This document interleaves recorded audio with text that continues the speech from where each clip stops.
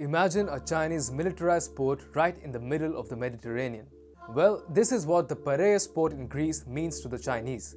The fourth largest container port in Europe, the Piraeus Port serves as the central route for the Chinese trade into the Mediterranean and the rest of the Europe. The Chinese state media calls it an example of a BRI success story, and Xi Jinping himself describes it as the dragon's head of the maritime Silk Road. Yet, China's dreams of exercising power in the middle of the Mediterranean has hit a dead end. True, Greece was once getting reduced into the dragon's head due to its miserable economic situation. But the eastern Mediterranean nation no longer seems as desperate. The locals in Greece are suddenly waking up to the reality of how China is using them for its geopolitical ambitions, and they are pushing the government to kick the Chinese out of the Piraeus port. Hi and welcome. You're watching TFI Global, the foreign affairs and geopolitical analysis arm of the TFI Media Group. I'm Siddharth, your host. In this video, I will tell you how Greece is preparing to kick China out of its prized Piraeus port. Let's begin. They sold this place to China and Russia. This is what some locals reportedly feel around the Greek port of Piraeus, which is a 20-minute drive away from the capital city of Athens. These locals resent the presence of a Chinese operator of the Piraeus port that dates back some 2,500 years. Such local resentment is seemingly compelling the Greek government to rethink Chinese ownership of the Piraeus port. In a written statement to Nikkei, Adonis Georgiadis, Greece's development and investment minister, said that the port sale was done in a different time when very few countries were interested in investing in Greece. Georgiadis added, as the Greek Prime Minister Kyriakos Mitsotakis underlined recently, we want and we have good relations with China, but they are also strategic competitors. Chinese state-owned company COSCO Shipping currently owns a controlling stake in the Piraeus port, and Beijing has promised to uplift the local economy of the region when it took over the centuries-old port.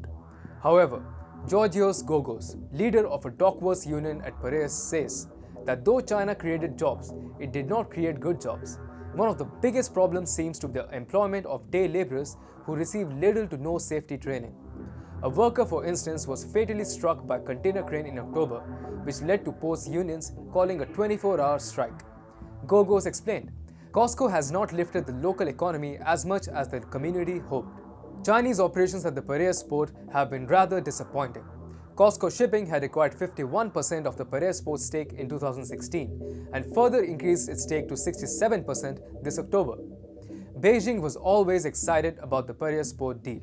Chinese President Xi Jinping visited the Greek port in 2019 and said that the Piraeus port showed how the Belt and Road is not a slogan or tale, but a successful practice and brilliant reality. Yet, for all the hype built around the Chinese operations at the Piraeus port, Greece hasn't really benefited in terms of local jobs or investments.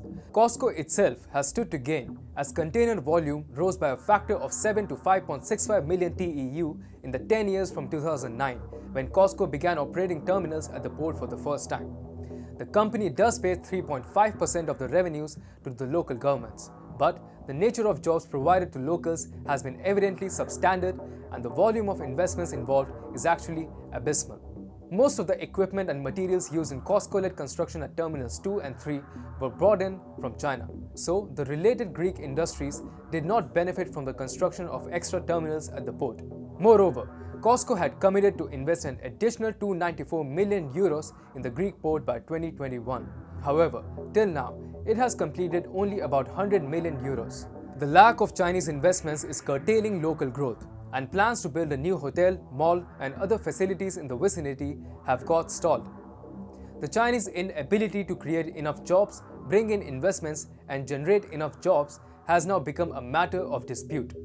COSCO blames the Greek administration and local opposition for delays.